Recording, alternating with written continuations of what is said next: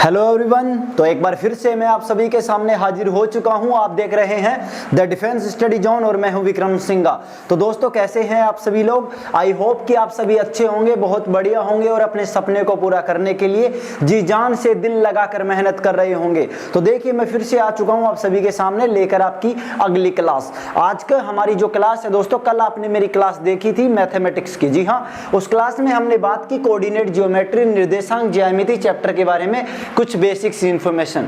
Last में मैंने आपसे पूछा भी था कि हमें किस प्रकार से क्लास करनी चाहिए, लेकिन आपका कुछ ज़्यादा अच्छा रेस्पॉन्स नहीं आया, आपके कमेंट्स वहाँ पर नहीं आए।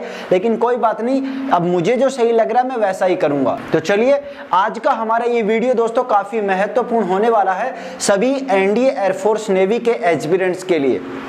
यदि आप भी एनडीए एयरफोर्स नेवी इन तीनों में से किसी की भी तैयारी करते हैं या एक ऑफिसर फौजी बनने का सपना रखते हैं, तो दोस्तों ये वीडियो आपको पूरा जरूर देखना चाहिए। और आपको मुझ पर नहीं तो किसी और पर एक बार विश्वास जरूर करना होगा, क्योंकि विश्वास बनाना बहुत जरूरी है। तो एक बार विश्वास करके इस पूरे वीडियो को देखिएगा। और एक छोटी सी क्लिप जो मैंने कल डाली थी, आप उस क्लिप को भी देखिए। के बाद में आप इससे देखें, फिर अपने नोट्स बनाएं और फिर किसी भी बुक, जो बुक आपको सबसे बेहतर लगे वो बुक आप उठाएं और उससे प्रैक्टिस करें। फिर आपको पता लगेगा कि वास्तव में क्या सच्चाई है इस चैप्टर की, कैसे क्वेश्चन आते हैं, सब कुछ। और आपका ये चैप्टर बहुत ऐसा दमदार हो जाएगा कि आपको मजा आ जाएगा मेरे भाई, मजा आ जाएगा वास्तव में। तो एक बार फिर से एक छोटा सा मोटिवेशन आप लोगों के लिए। देखिए, मैं एक ही बात बार बार दोहराता हूं, अगर वास्तव में आप अपने सपने को पूरा करना चाहते हैं ना, वास्तव में अगर आपका सपना सच्चा है, आप दिल से चाहते हैं एक फौजी, एक ऑफिसर बनना, फिर चाहे वो आर्मी में हो, एयरफोर्स में हो या नेवी में हो, कोई फर्क नहीं पड़ता। आपका चांस जो है वो पहला हो या आखिरी हो, कोई फर्क नहीं पड़ता। आप हिंदी मीडियम से हो, इंग्लिश मीडियम से, कोई फर्क नहीं पड़ता। आप अमीर हो, गरीब हो, कोई फर्क नहीं पड़ता। फर्क पड़ता है कि आपने जो सपना देखा है उसके लिए आप मेहनत करते हैं या नहीं करते। उसे पूरा करने के लिए अपनी जितनी आप कर सकते हैं कोशिश, वो कोशिश करते हैं या नहीं कर सकते, वो मायने रखता है आपके लिए। क्योंकि एक बात होता है कि आप अपना सपना देखो और उसके लिए मेहनत ना करो, तो फिर वो कोई सपना नहीं होता, वो भाई नींद में देखे हुए सपने की तरह है। तो सपने जो देखा है उसे पूरा करने के लिए मेहनत भी करो। तो चलिए, अब ज्यादा मैं कुछ नहीं बोलूंगा। सपना आपका है तो आपको पूरा करना है मेरे भाई, और पूरा करने में मैं केवल आपकी मदद कर सकता हूं। अगर आप इस चैनल पर पहली बार हैं तो इस चैनल को सब्सक्राइब कर लीजिएगा। सब्सक्राइब नहीं किया तो फिर देख लेना, पहले बता रहा हूं मैं, सब्सक्राइब कर लेना और घंटी वाले बटन को ठोक देना, ठीक है? और इस वीडियो को लाइक कर देना। वीडियो का टारगेट आप सेट कर देना जो भी है, लेकिन लाइक कर देना। और अपने दोस्तों के साथ शेयर जरूर करना। चाहे लाइक कम कर दियो यार, लेकिन शेयर सबसे ज्यादा करना आप इस वीडियो को, क्योंकि शेयर करने से वीडियो ज्यादा लोगों के पास पहुंचेगा, ज्यादा लोग देखेंगे और मुझे उससे खुशी मिलेगी, ठीक है मेरे भाइयों? तो ज्यादा से ज्यादा शेयर करना अपने व्हाट्सएप ग्रुपों में, व्हाट्सएप अकाउंट पर, अपने फेसबुक ग्रुप में, सभी जगह शेयर कर देना। और बाकी आप सभी लोग मुझसे कोई क्वेश्चन पूछना चाहते हैं या पर्सनली डिस्कस करना चाहते हैं तो डिस्क्रिप्शन में आपका मिशन एनडीए 2020 का व्हाट्सएप ग्रुप का लिंक है, उस पर जाकर ज्वाइन कर लीजिए और टेलीग्राम चैनल को ज्वाइन कर लीजिएगा। तो चलिए, अब दिखाते हैं आज का जादू और जलवा शुरू करते हैं। चैप्टर का नाम है कोऑर्डिनेट ज्योमेट्री, निर्देशांक ज्यामिति। ज्यादा बकवास करेंगे नहीं, सीधा चैप्टर के मुद्दे पे आते हैं। तो देखिए, पहले कल हमने क्या पढ़ा था उसका छोटा सा एक रिवीजन सा करते हैं। 2 मिनट भी नहीं लगाऊंगा, बस उंगलियों पे। सबसे पहले हमने बात की थी पॉइंट की, जो बिंदु होता है उसके बारे में हमने बातें की। बिंदु जो होता है किसी भी द्विविमीय निर्देशांक ज्यामिति में, कोई बिंदु P होता है जिसके निर्देशांक कोऑर्डिनेट XY होते हैं, उन्हें कार्तीय निर्देशांक कहते हैं। x को भुज, y को कोटि कहते हैं। x की x अक्ष से दूरी होती है y और y अक्ष से दूरी होती है x, ओके? और इसमें ध्रुवीय निर्देशांक होते हैं r थीटा। पहला पॉइंट था ये हमारा। दूसरा जो पॉइंट था वो दूसरा पॉइंट था ध्रुवीय निर्देशांक तथा कार्तीय निर्देशांकों के बीच में संबंध, ओके? तो इनके सब बीच में संबंध हमने निकाला कि ध्रुवीय को कार्तीय में और कार्तीय को ध्रुवीय में कैसे परिवर्तित कर सकते हैं, उस पर मैंने आपको 2 क्वेश्चन भी करवाए। तो अब जो हमारा जो तीसरा टॉपिक है दोस्तों, तीसरा है हमारा बिंदु का प्रतिबिंब। तो हेडिंग डाल दीजिए बढ़िया से। हाँ, पढ़ने से पहले नोटबुक साथ रखिएगा, क्योंकि बिना नोटबुक कुछ नहीं होगा मेरे भाई। जो चीज देख रहे हैं उसको एक बार देखिए, 2 बार देखिए, 3 बार देखिए, बार बार देखिए, रिपीट कीजिए, नोट्स बनाइए, फिर प्रैक्टिस कीजिए, फिर मजा आएगा पढ़ने में। टाइम पास नहीं करना है, ओके? तो चलिए, फिर तीसरा पॉइंट आप यहां पर अब डालेंगे बिंदु के प्रतिबिंब। क्या डालेंगे? बिंदु के प्रतिबिंब। तो डाल दीजिए जल्दी से हेडिंग यहां पर, बिंदु के प्रतिबिंब।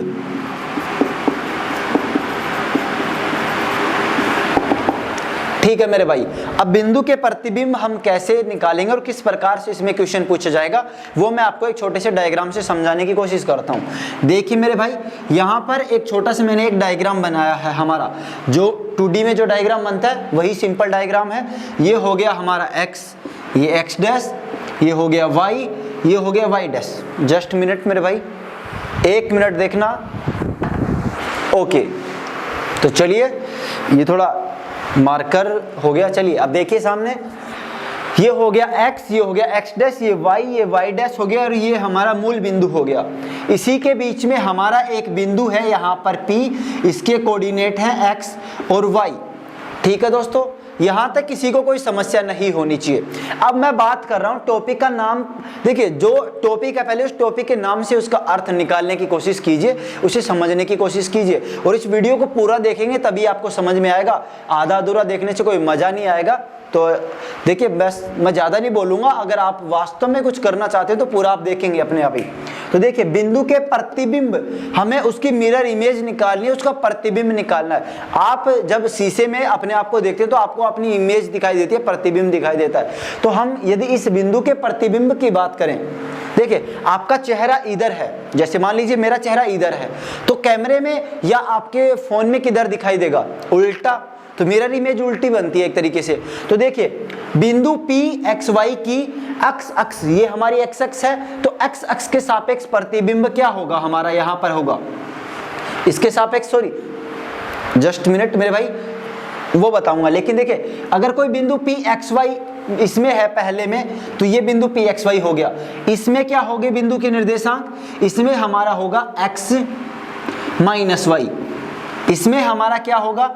माइनस x माइनस y, और इसमें जो हमारा है दूसरा जो क्वाड्रेंट है, जो हमारा चतुर्थांश है, इसके अंदर होगा माइनस x y।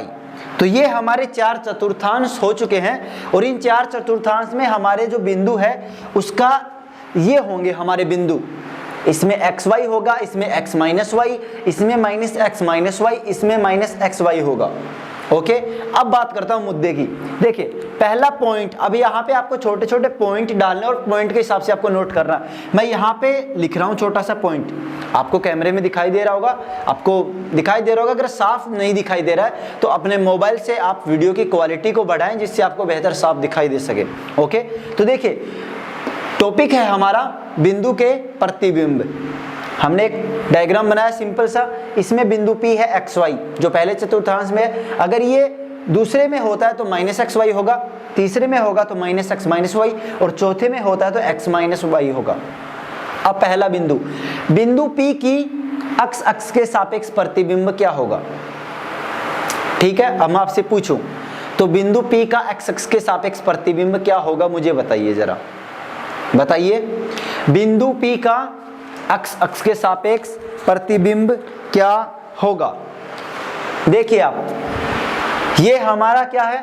अक्ष हो गया, ये हमारा बिंदु P xy हो गया। तो अक्ष के सापेक्ष इसका प्रतिबिंब क्या होगा? अक्ष माइनस y। क्या होगा? अक्ष माइनस y। बिंदु P का अक्ष के सापेक्ष, बिंदु P का, सॉरी यार ये मार्कर थोड़ा लीकेज हो रहा। ओके, सो बिंदु P का अक्ष के सापेक्ष हमारा जो प्रतिबिंब होगा वो होगा x माइनस y। किसी को कोई दिक्कत बिल्कुल भी नहीं होनी चाहिए। मैंने आपसे कहा कि बिंदु P का अक्ष के सापेक्ष प्रतिबिंब क्या होगा, तो बिंदु P है हमारा xy, उसका अक्ष के सापेक्ष प्रतिबिंब क्या होगा? x minus y। उल्टी इमेज हमारी यहाँ पर। आपको वैसे उल्टा नहीं करना है, आपको सिंपल सा फंडा है। देखिए अगर यहाँ ऊपर वाले का पूछ रहा है तो नीचे वाला आपको लिखना है। ओके, अब आपसे दूसरा पूछे यहाँ पर दूसरा पॉइंट कि बिंदु P का y अक्ष के सापेक्ष प्रतिबिंब क्या होगा? चलिए बताइए जल्दी सी। बिंदु, मैं जो पॉइंट आपको बता रहा हूं आप इन पॉइंट को नोट कर लीजिएगा। मान लीजिए मैं यहाँ पे कम लिख पा रहा हूं, लेकिन आप उन पॉइंट को जैसे मैं बात कर रहा हूं वैसे लिखे। पहला पॉइंट हमारा होगा बिंदु P का अक्ष के सापेक्ष प्रतिबिंब x माइनस y होगा। कैसे होगा? ये बिंदु P है xy, नीचे हमारे इसका प्रतिबिंब बन रहा है x माइनस y। दूसरा पॉइंट होगा कि बिंदु P xy का वाई एक्स के सापेक्ष जो ये वाली रेखा है इसके सापेक्ष का प्रतिबिंब क्या होगा, तो इसके सापेक्ष क्या होगा माइनस एक्स वाई। सो यहां पर वाई एक्स के सापेक्ष प्रतिबिंब, वाई एक्स के सापेक्ष प्रतिबिंब क्या होगा माइनस एक्स वाई। ठीक है दोस्तों, माइनस एक्स वाई होगा। अब तीसरा पॉइंट नोट कीजिए कि बिंदु पी एक्स वाई का मूल बिंदु के सापेक्ष क्या होगा प्रतिबिंब, बताइए जल्दी से। एक्स एक्स के सापेक्ष ये हो गया, वाई एक्स के सापेक्ष ये हो गया, तो मूल बिंदु के सापेक्ष कौन सा होगा, मूल बिंदु के सापेक्ष यहाँ पे तीसरा हो गया हमारा, मूल बिंदु के सापेक्ष बिंदु पी एक्स वाई का प्रतिबिंब, मूल बिंदु के सापेक्ष पी एक्स वाई का प्रतिबिंब क्या होगा माइनस एक्स माइनस वाई। तो ये हमारे 3 पॉइंट हो चुके हैं, बिल्कुल इजी से पॉइंट है। अब आगे के 2 पॉइंट है उनमें थोड़ा सा आपको समझना है। अब देखिए पहला पॉइंट वापस रिपीट कर रहा हूं, बिंदु P है हमारा, उसका एक्स एक्स के सापेक्ष प्रतिबिंब क्या होगा x माइनस वाई, इससे नीचे वाला, क्योंकि उसमें सामने जो मिरर इमेज बनेगी वो ये नीचे वाली होगी इसकी। वाई एक्स के सापेक्ष माइनस एक्स वाई होगी, मूल बिंदु के सापेक्ष माइनस एक्स माइनस वाई। अगर आपसे कभी पूछा जाए कि बिंदु पी एक्स वाई का y बराबर x, ओके दोस्तों, हाँ y बराबर x के सापेक्ष प्रतिबिंब क्या होगा, तो यहां पर 4 नंबर मैंने लिखा y बराबर x के सापेक्ष प्रतिबिंब क्या होगा। तो y बराबर x पहले कहां होगी वो देखिए, y बराबर x जो होगी वो हमारी यहां से सीधी रेखा जाएगी, बिल्कुल मूल बिंदु से बिल्कुल सीधी वाली रेखा जाएगी पहले क्वाड्रेंट में, हमारे पहले चतुर्थांश में। ओके, तो इस रेखा के सापेक्ष हमारे बिंदु पी एक्स वाई का प्रतिबिंब क्या होगा, बिल्कुल सिंपल। अगर ये इससे ऊपर है तो इस रेखा के नीचे बनेगा, और नीचे बनेगा मतलब क्या होगा हमारा, ये हो जाएगा वाई एक्स। जी हाँ, क्या हो जाएगा, इसका प्रतिबिंब होगा हमारा वाई एक्स। बिल्कुल सिंपल है, बिंदु पी एक्स वाई का y बराबर x के सापेक्ष प्रतिबिंब होगा वाई एक्स। किसी को दिक्कत, बिल्कुल नहीं। अगला 5वां जो पॉइंट है हमारा, 5वां पॉइंट हमारा हो गया y बराबर माइनस एक्स, y बराबर माइनस एक्स। अब यहां पर आकर कंफ्यूजन पैदा होता है बहुत से लोगों को, और मुझे भी पहले यहीं पे एक बार कंफ्यूजन हुआ था, लेकिन कंफ्यूजन नहीं करना है आपको। देखिए सिंपल है भाई, y बराबर x ये वाली है तो y बराबर माइनस एक्स कहां से निकलेगी, सिंपल, ये होगी हमारी y बराबर माइनस एक्स। कोई डाउट नहीं होना चाहिए बिल्कुल भी, y बराबर x ये है तो y बराबर माइनस एक्स ये होगी, और अगर ये वाली ये है y बराबर माइनस एक्स ये है, तो बिंदु P का y बराबर माइनस एक्स के सापेक्ष प्रतिबिंब क्या होगा। देखिए बताइए मुझे जरा क्या होगा यहाँ पर। देखिए माइनस एक्स माइनस वाई अगर ऊपर है तो नीचे होगा माइनस वाई माइनस एक्स, यही होगा। जी हाँ, बिल्कुल यही होगा। अगर ये ऊपर है तो नीचे होगा माइनस वाई माइनस एक्स, और नीचे है तो ऊपर, चलो ऊपर उल्टा हो जाएगा, वही पूरा सिस्टम है। तो मैं वापस एक बार इस टॉपिक को पूरे को रिपीट करता हूं, थोड़ा सा समझने की कोशिश कीजिए, कंसंट्रेट कीजिए बिल्कुल सामने अपने मोबाइल पर, कानों में एयरफोन लगा लीजिए, वीडियो की क्वालिटी को बढ़ा लीजिए, जो भी आपको डिस्टर्ब कर रहा है उन सब चीज़ों को दूर कर दीजिए। बस एक ही बात सोचिए कि मुझे मेरा सपना पूरा करना, किसी भी हालत में ना मैं रुकूंगा ना मैं झुकूंगा जब तक पूरा नहीं होगा मेरा सपना। बस यही सोच के मेहनत कीजिए मेरे भाई। अब देखते हैं टॉपिक की ओर। देखिए कोऑर्डिनेट ज्योमेट्री का पहला पॉइंट हो चुका था, दूसरा पॉइंट हो चुका था, ये बात है हमारे तीसरे पॉइंट की। तीसरा पॉइंट जो है हमारा, तीसरे पॉइंट का नाम है बिंदु के प्रतिबिंब, या बिंदु के प्रतिबिंब, ठीक है हमारा पॉइंट का नाम। हमें बिंदु के प्रतिबिंब निकालने हैं, इसके लिए मैंने सिंपल सा एक डायग्राम बनाया। ये डायग्राम हमारा ये वाला है X X Y X, okay.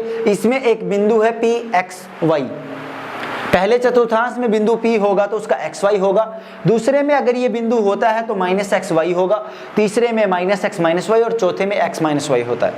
अब हमें प्रतिबिंब निकालना है, तो पहला केस हमारे पास आता है कि एक्स एक्स के सापेक्ष बिंदु P का एक्स एक्स के सापेक्ष प्रतिबिंब क्या होगा भाई, एक्स एक्स के सापेक्ष एक्स माइनस वाई होगा, नो प्रॉब्लम।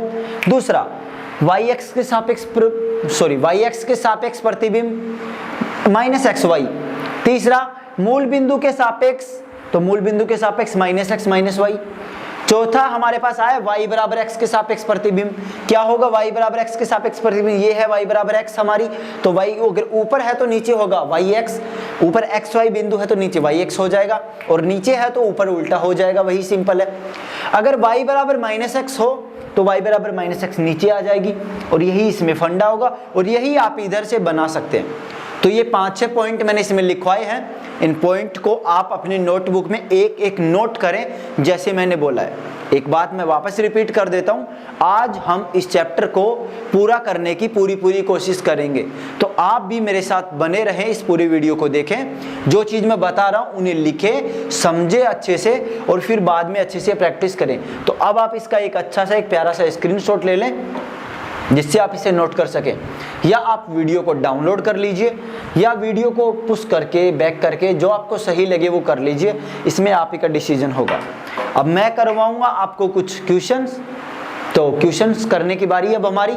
तो चलिए फिर, आपने इसे नोट कर लिया होगा। अब मैं यहाँ पर कुछ क्वेश्चंस लिखाता हूँ आपको, और नोटबुक को तैयार रखिए, पेन को भी थोड़ा तैयार रखिए। बस क्वेश्चन लिखेंगे और मुझे तुरंत आप कमेंट बॉक्स में इन सभी क्वेश्चंस का आंसर बताएंगे, ठीक है मेरे भाई। तो चलिए फिर अब बात करते हैं क्वेश्चंस की। पहला क्वेश्चन आप सभी के सामने मैं लिखने जा रहा हूं, तो तैयार हो जाइए अब क्वेश्चंस के लिए। पहला क्वेश्चन है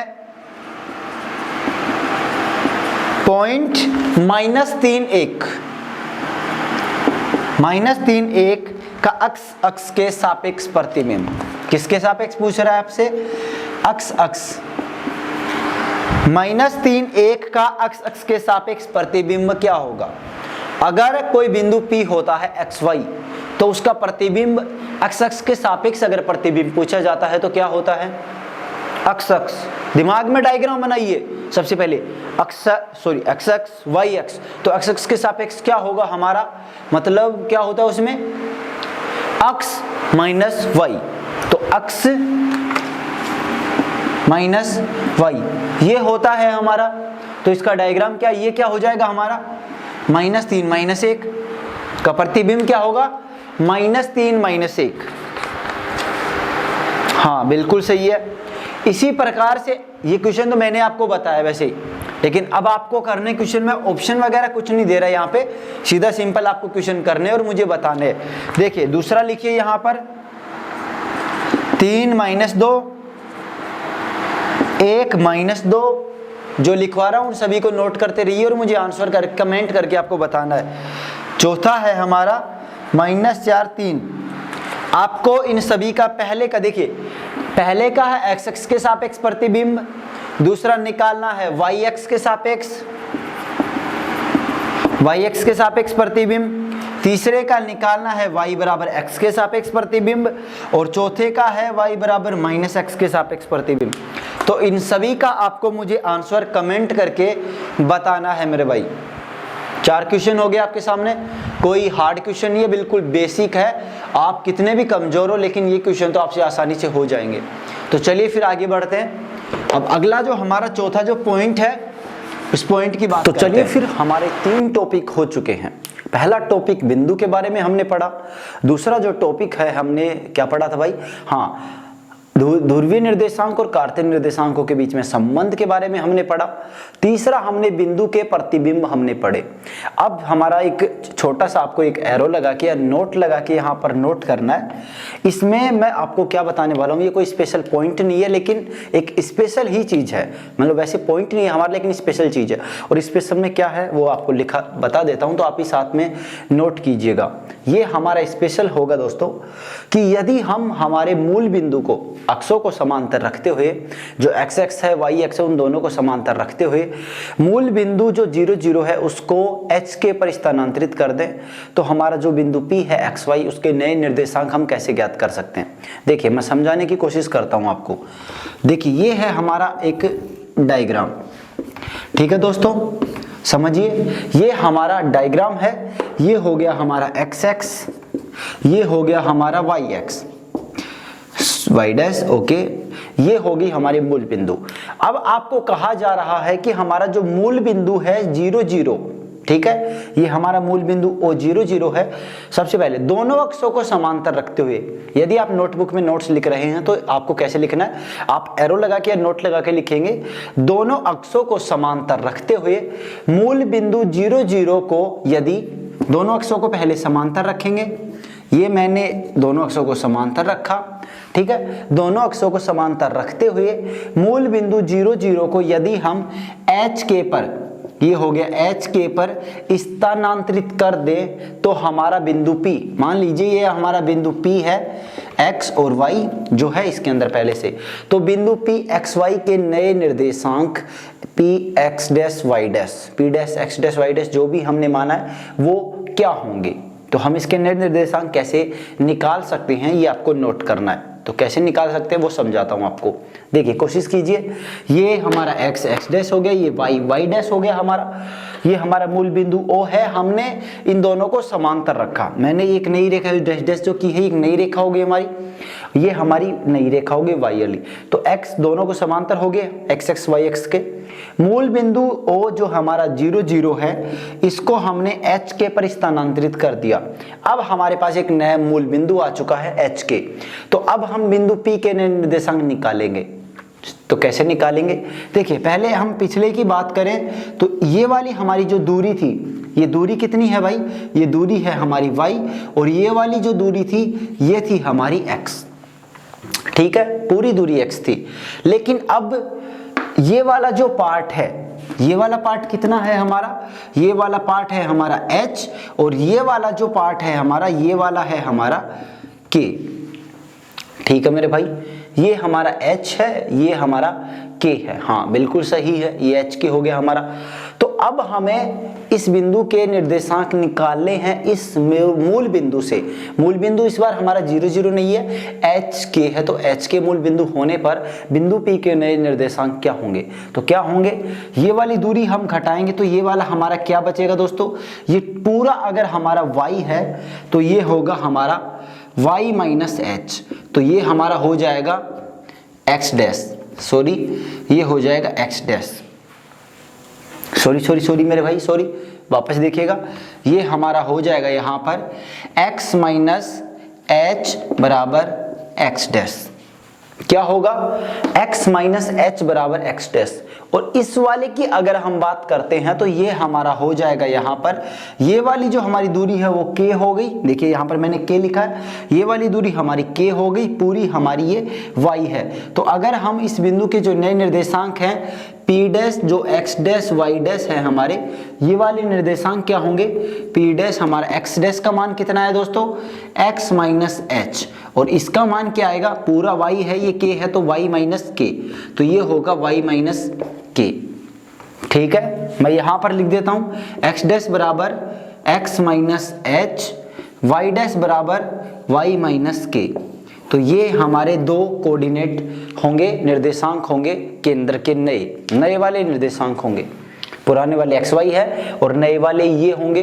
तो आप ये इस प्रकार से, तो चलिए फिर आपने इसको नोट कर लिया होगा, अब हम इस पर एक क्वेश्चन करके देखते हैं, क्योंकि आपको पता भी चलना चाहिए ना कि इस पे क्वेश्चन किस प्रकार से पूछा जाता है, क्वेश्चन कैसे आएगा, तो वो चीज अब मैं आपको करवाता हूँ। तो सबसे पहले मैं इसे यहाँ से रफ कर देता हूँ, फिर हम करने वाले हैं क्वेश्चन। तो आप तैयार हो जाइए क्वेश्चन को करने के लिए जल्दी से।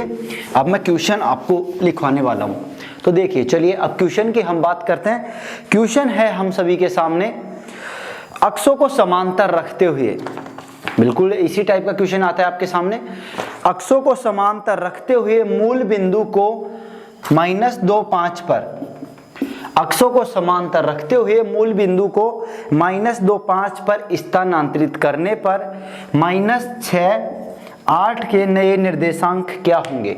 देखिए बिल्कुल सिंपल सा वही फंडा जो मैंने शुरुआत में लिखवाया था कि आपको दोनों अक्षों को समांतर रखना है और मूल बिंदु 0, 0 को कहां पर स्थानांतरित करना है आपको, इस बार -2,5 पर।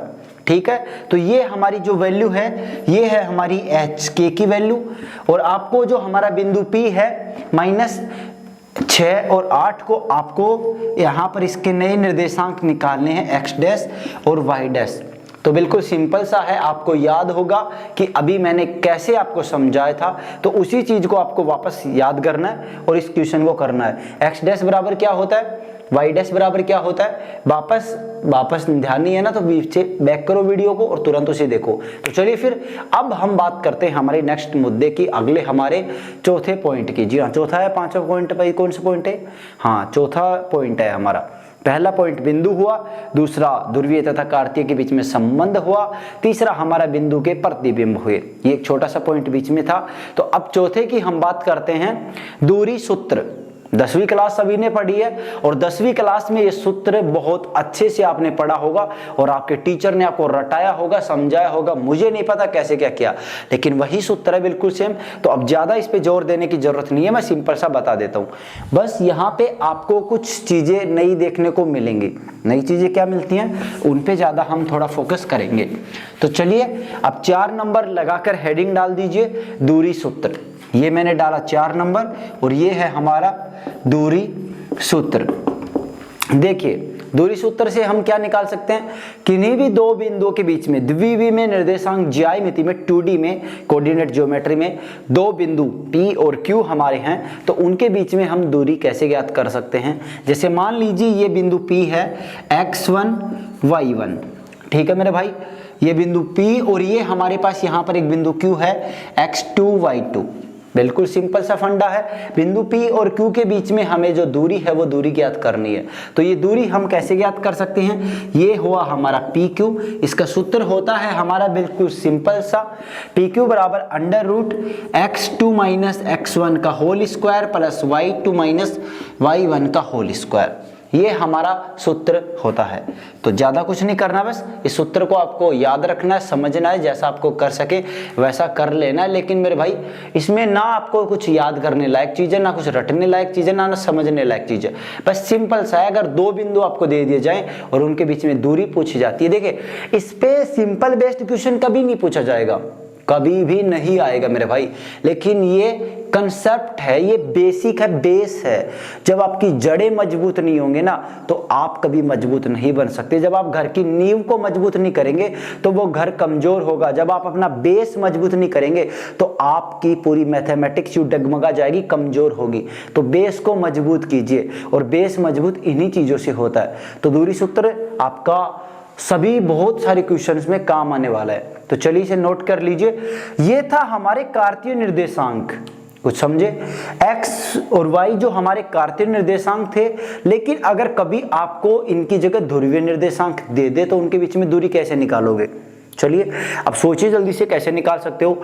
अगर हमें ध्रुवीय निर्देशांक r1 θ1 r2 θ2 अगर दे दिए जाए तो हम उनके बीच में दूरी कैसे निकाल सकते हैं। चलिए बात तो यही है, अटक गई गाड़ी, उसके लिए क्या सूत्र होगा। तो देखिए यदि हमारे पास यहां दिखाई देगा आपको, तो यहां पर अगर हमारे पास कोई बिंदु P है r1 θ1, ठीक है दोस्तों, तो इस बिंदु P की यहां पर हमारे बिंदु Q r2 θ2 से इसकी दूरी हम कैसे निकालेंगे। तो इसका भी एक बिल्कुल सीधा सा सिंपल सा एक सूत्र होता है, वो सूत्र आपको ध्यान रखना है। क्या होता है वो सूत्र होगा PQ बराबर under root r1 square plus r2 square, ठीक है मेरे भाई, यही होता है सूत्र इसका। जी हाँ, r1 square plus r2 square minus 2r1r2 कोस θ2 माइनस θ1, ये हमारा पूरा सूत्र होता है। वो पॉइंट लिखा हो इस वजह से वो मैंने थोड़ा सा वहां पे ऐसे लिख दिया, बाकी कंफ्यूज नहीं होना है मेरे भाई किसी को भी। ये है हमारा r2 कोस θ2 माइनस θ1, ठीक है। वापस देख लीजिए यहां पर r2 θ2। चलिए अब वापस रिपीट कर देता हूं मैं एक बार, ध्यान से देखिएगा। चौथा हमारा पॉइंट है दूरी सूत्र। दो बिंदुओं के बीच में दूरी कैसे ज्ञात कर सकते हैं, 10वीं क्लास में आपने पढ़ा था, आपको पहले से याद होगा, और नहीं है तो कोई बात नहीं क्योंकि अब याद हो जाएगा, बहुत आसान है। बिंदु P और Q हमारे पास दो बिंदु दिए गए हैं। बिंदु P के निर्देशांक है x1 y1, बिंदु Q के है x2 y2। इन दोनों बिंदुओं के बीच में हम दूरी कैसे ज्ञात कर सकते हैं। सूत्र होगा PQ बराबर under root x2 minus x1 का whole square plus y2 minus y1 का होल स्क्वायर। खेल खत्म हुआ। दूसरा बात, ये हमारे कार्तीय निर्देशांक थे तो इनके बीच में हमने दूरी आसानी से निकाली, ये हमने पहले भी पढ़ा था। लेकिन अगर हमारे पास ध्रुवीय निर्देशांक यानी r1 θ1 और r2 θ2 दे दिए जाए तो हम उनके बीच में दूरी कैसे निकाल सकते हैं, ये बहुत कम हमें याद होता है। तो इसका सूत्र होता है PQ बराबर r1 square plus r2 square minus 2r1 r2 into cos θ2 minus θ1। बिल्कुल सिंपल है मेरे भाई, तो ये आपको समझ में आ गया होगा। अब मैं इस पर बेस आपको एक क्वेश्चन भी लिखवाता हूं और वो क्वेश्चन आप ही को करना है। तो आप इसका एक छोटा सा स्क्रीनशॉट ले लीजिए, इसे नोट कर लीजिए, डाउनलोड कर लीजिए, वीडियो को लाइक कर दीजिएगा, शेयर कर दीजिएगा, मुझे कमेंट करके बताएं कि आपको याद हो रहा नहीं हो रहा, समझ में आ रहा है नहीं आ रहा। जो भी कमियां हैं वो मुझे जरूर बताएं, क्योंकि आपके बताने से ही मैं उन्हें दूर कर पाऊंगा। तो चलिए फिर अब मैं आपको इस पर एक क्वेश्चन करवाता हूं यहां पर।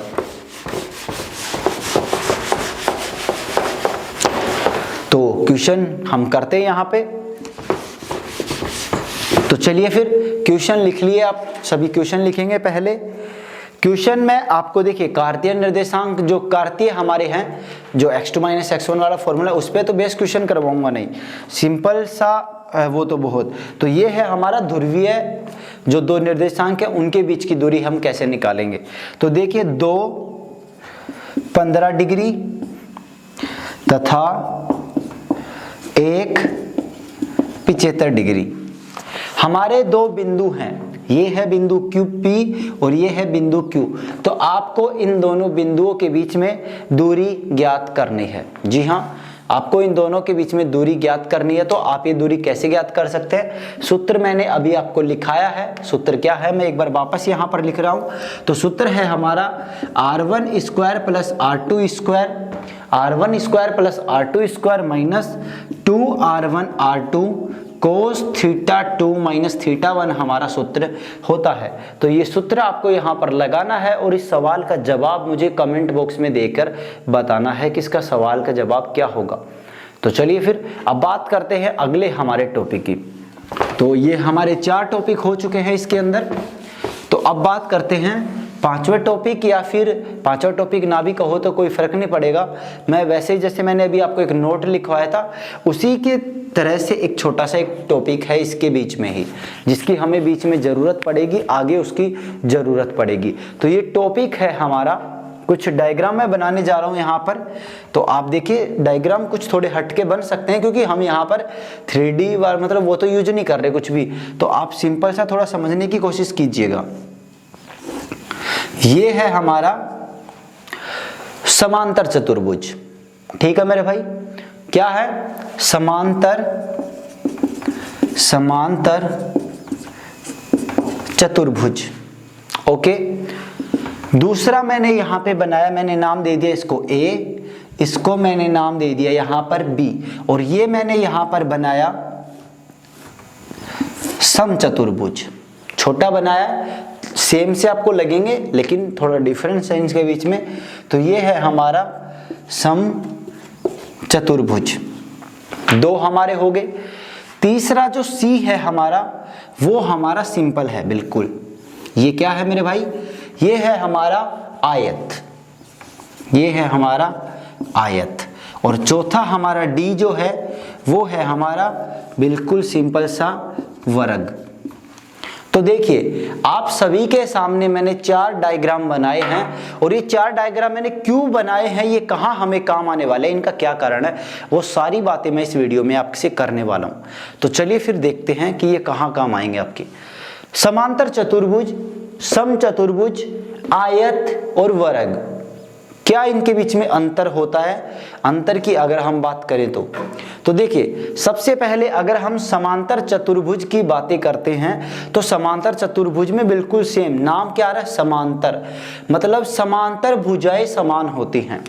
समांतर चतुर्भुज की अगर हम बात करें यहाँ पर, तो देखिए मैंने इस समांतर चतुर्भुज को नाम दे दिया यहाँ पर A B C D। ठीक है मेरे भाई। तो समांतर चतुर्भुज में हमारी समांतर भुजाएं यानी मतलब ए बी भुजा और इसकी समांतर भुजा हमारी सी डी भुजा बराबर होंगी। इसी प्रकार से हमारी ए डी भुजा और बी सी भुजा, आमने सामने की भुजाएं समांतर भुजाएं समान होंगी लेकिन विकर्ण समान नहीं होगा। जी हाँ, हमारा यहाँ पर AC not equals to BD होगा, विकर्ण कभी समान नहीं होगा समांतर चतुर्भुज में। और यही हमारा समचतुर्भुज में थोड़ा सा अंतर है। समचतुर्भुज में जैसे हमने इसे भी नाम दे दिया A B C और D, ठीक है। यहाँ पर हमारा होगा दोस्तों कि हमारी भुजाएं समान होंगी, ठीक है। यहां पर हमारी सभी भुजाएं ए बी बराबर बी सी बराबर सी डी बराबर ए डी, ठीक है। समचतुर्भुज की सभी चारों भुजाएं समान होती हैं, लेकिन यहां पर भी वही सेम कंडीशन है कि A C not equals to B D, इसके विकर्ण कभी बराबर नहीं होगा। अब बात करते हैं आयत की। तो आयत में भी बिल्कुल सेम सी कंडीशन है, लेकिन थोड़ा सा अंतर है। अंतर क्या है यहाँ पर? यहाँ पे आप देख सकते हैं, चलिए मैं यहाँ पे लिख देता हूँ। मैंने इसे नाम दे दिया A B C O D, ठीक है। आयत को नाम दे दिया ए बी सी डी। तो इसमें भी समांतर भुजाएं हमारी समान होती हैं। समांतर भुजाएं है हमारी ए बी बराबर सी डी, ठीक है, ए बी बराबर सी डी, और ये हो गया हमारा ए डी बराबर बी सी। ये हमारी समांतर भुजाएं समान होगी आयत में, लेकिन आयत के विकर्ण हमेशा समान होते हैं। तो आयत के विकर्ण हमारे ए सी बराबर बी डी भी होगा, ये इसमें अंतर है। वापस समझाऊंगा अभी एक बार, वापस देखते चलिए। वर्ग की बात करें तो वर्ग हमारा हमने नाम दिया ए बी सी डी, और वर्ग में भी इसी की तरह बिल्कुल सेम कंडीशन है कि चारों भुजाएं बराबर होंगी, ए बी बराबर बी सी बराबर सी डी बराबर ए डी। लेकिन अंतर क्या होगा? अंतर वही सेम कि इसका विकर्ण बराबर होगा, ए सी बराबर बी डी। अब चलिए, अब मैं आपको समझाता हूं यहाँ का पूरा मुद्दा, जो हमने ये 3-4 मिनट जो इसमें लगाए हैं उसका क्या कंसेप्ट है वो समझने की कोशिश कीजिए। देखिए, पहले माइंड को कंट्रोल कीजिए, शांत कीजिए अपने माइंड को। तो अब समझते हैं। मैंने आपके सामने 4 डायग्राम बनाए हैं। पहला डायग्राम है समांतर चतुर्भुज, दूसरा है समचतुर्भुज, तीसरा आयत और चौथा है वर्ग, ठीक है मेरे भाई, चौथा वर्ग है। तो देखिए, समांतर चतुर्भुज में बिल्कुल सेम होता है कि समांतर भुजाएं यानी आमने सामने की भुजाएं समान होती हैं, बराबर होती हैं, लेकिन विकर्ण समान नहीं होता। बस बिल्कुल खेल खत्म, आमने सामने की भुजाएं समान, विकर्ण बराबर नहीं होता। समचतुर्भुज की बात करें तो समचतुर्भुज में भी सभी भुजाएं समान होती है, लेकिन विकर्ण बराबर नहीं होते। अब वही बात उल्टा, आयत में आमने सामने की भुजाएं बराबर होती है, समांतर भुजाएं समान होती हैं जैसे समांतर चतुर्भुज में है, लेकिन इसमें विकर्ण बराबर हो जाते हैं। इसमें वर्ग में सभी भुजाएं समान होती हैं जैसे समचतुर्भुज में होती है, लेकिन विकर्ण इसके समान होते हैं, उसके नहीं होते। तो अब यहाँ पे यार मतलब कर क्या रहे हैं हम, ये कहाँ काम आने वाला है? अब काम कहाँ का आएगा और क्वेश्चन कैसा बनेगा वो अब मैं बताता हूँ। तो पहले आप इसे एक बार नोट कीजिए, फिर मैं इस पर बेस्ड आपको एक क्वेश्चन लिखवाता हूँ, और ये कहाँ कैसे क्या काम आएगा वो कंसेप्ट भी आपको अभी समझ में आ जाएगा तुरंत। तो चलिए जल्दी से आप इसका एक स्क्रीनशॉट ले लीजिए या इसे नोट कर लीजिए, डाउनलोड कर लीजिए, जो करना कीजिए, पर वीडियो को लाइक कमेंट शेयर कर दीजिए। सब्सक्राइब नहीं किया है तो सब्सक्राइब वाले बटन पे ठोको मेरे भाई, ठीक है। चलिए फिर अब मैं करवाता हूं आपको क्वेश्चन। अरे चलिए अब क्वेश्चंस करेंगे हम इसके।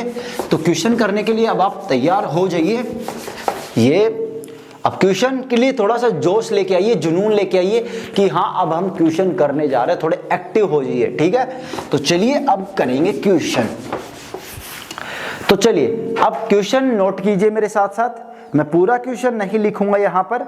तो हमारा क्वेश्चन है दोस्तों, देखिए क्वेश्चन हमारा होगा a 2 - 2, बिंदु A है 2 - 2, बिंदु B है हमारा -2 1, बिंदु B है -2 1 एंड बिंदु C है हमारा 5 2। देखिए मैंने यहां पर आपको 3 ही बिंदु दिए हैं और आपका क्वेश्चन है ये तीनों बिंदु लिखिए।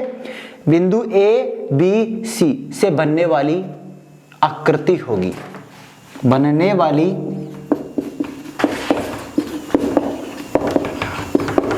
आकृति। चलिए क्वेश्चन देख लीजिए। बिंदु 3 बिंदु है और 3 बिंदु से कौन सी आकृति बनेगी आपको बताना है। अब कैसे बताएंगे आप, जब आपको पता होगा 3 बिंदु है आपके पास, तो चौथे बिंदु मान लीजिए XY है आपके पास, ठीक है। 2 बिंदुओं के बीच में दूरी हम निकाल सकते हैं।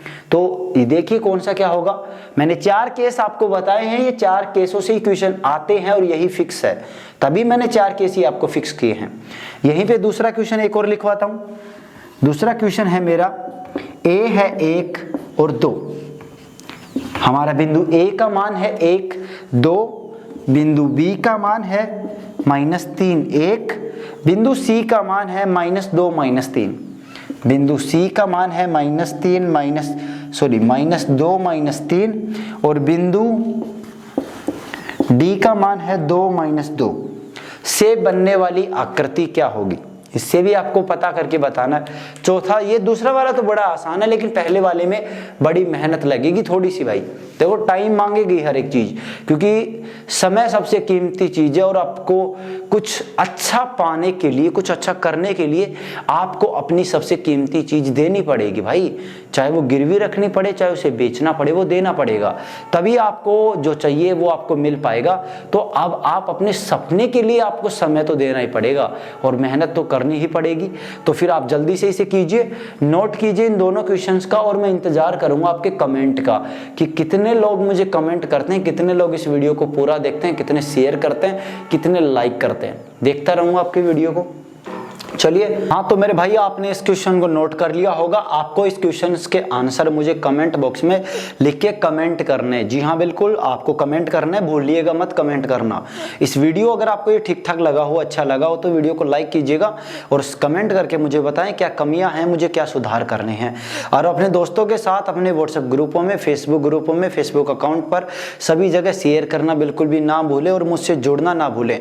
इंस्टाग्राम पर, फेसबुक पर, हर जगह, ट्विटर पर, सभी जगह भाई, अपने सभी जगह हैं तो सभी जगह आप मुझसे जुड़ें और अपने सवाल पूछें। केवल सवाल पूछें, फालतू की बातें ना करें। तो दोस्तों, आप अपने सपने के लिए जी जान से मेहनत करें, दिल लगाकर मेहनत करें, ना रुकना है ना झुकना है जब तक सपना पूरा नहीं होगा हमारा।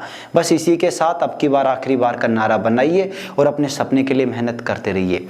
अभी ये वीडियो 40 मिनट का शायद समथिंग हो चुका है, तो मैं आज के लिए ये वीडियो थोड़ा सा है आपके लिए, मतलब 40 मिनट का है कि इन दोनों वीडियो को, जो कल वाला है, कल वाली जो क्लास चली थी और आज वाली ये क्लास, इन दोनों क्लासों को देखो, दोनों के नोट्स बनाओ। ये चैप्टर हमारा अबाउट समथिंग 40% हो चुका है मेरे हिसाब से। हाँ 40% हो चुका है ये चैप्टर, बचा 60% तो वो पूरा एक में लपेट दूंगा, मतलब बढ़िया करवा दूंगा।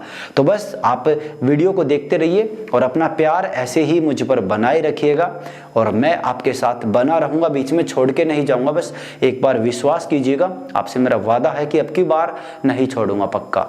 तो बस मेरे साथ बने रहिए, चैनल को सब्सक्राइब कीजिए, वीडियो को लाइक करिएगा। तो फिर मिलता हूं कल आपके साथ एक और नई क्लास में, अच्छी वाली नई ऊर्जा के साथ। आज की थोड़ी ऊर्जा कम है, सो कुछ यार कल नई ऊर्जा लेके आएंगे, कहीं से लेकर देखेंगे मार्केट में। तो मिलते हैं फिर कल।